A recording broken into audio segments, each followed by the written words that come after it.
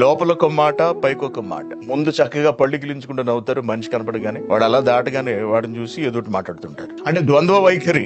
లోపల గుండెల నిండా విషం పెట్టుకుని వాళ్ళతో పైకి నవ్వుతూ మాట్లాడటం, వాళ్ళ మీద విషం చిమ్మటం, ఒకరి గురించి 10 మంది దగ్గర చెడ్డగా చెప్పడం, ఒక వ్యక్తిని 10 మందిలో చులకన చేయటం, 10 మందిలో అవమానించటం, బాధ పెట్టడం, అతడి మీద లేనిపోని నేరాలు మోపటం, నిందలు వేయటం, కుట్రలు చేయటం, పైకి తియ్యగా మాట్లాడు, ప్రేమ ఒలకబోసేస్తూ మాట్లాడేటువంటి మాటలు, సార్ అని మాట్లాడాలి. ఇవన్నీ నిజం అనుకుని నేను మోసపోయాను. కానీ పైకి మనిషి తీయగా మాట్లాడుతున్నాడు అంతే, కానీ లోపల ఉన్నది అంతా కూడా అశుద్ధం. పరిశుద్ధం కాదు, అశుద్ధం అన్నమాట. నువ్వు ఎంత వాక్యం చెబితే ఏంటి, నీ హృదయంలో శుద్ధి లేకపోతే, నీ కడుపు నిండా కుట్ర పెట్టుకుంటే, నీ కళ్ళ నిండా కుళ్ళు పెట్టుకుంటే, నువ్వెంత వాక్యం చెబితే ఏంటి, నువ్వెంత పెద్ద బోధకుడు అయిపోతే ఏమిటి, నీ వెనక ఎంతమంది ఉంటే ఏమిటి, నువ్వెంతమంది నడిపించేస్తుంటే ఏమిటి, నీకు ఎన్ని ఆస్తిపాస్తులు ఉంటే ఏమిటి, నీకు ఎన్ని కోట్లు ఉంటే ఏమిటి, నీకు ఎంతమంది సబ్స్క్రైబర్లు ఉంటే ఏమిటి, నువ్వెంత గట్టిగా వాక్యం చెబితే ఏమిటి, నీ ప్రతి కదలికలోను కపట ఉందనుకో, అది నీ హృదయంలోని అశుద్ధతను తెలియజేస్తూ ఉంటుంది,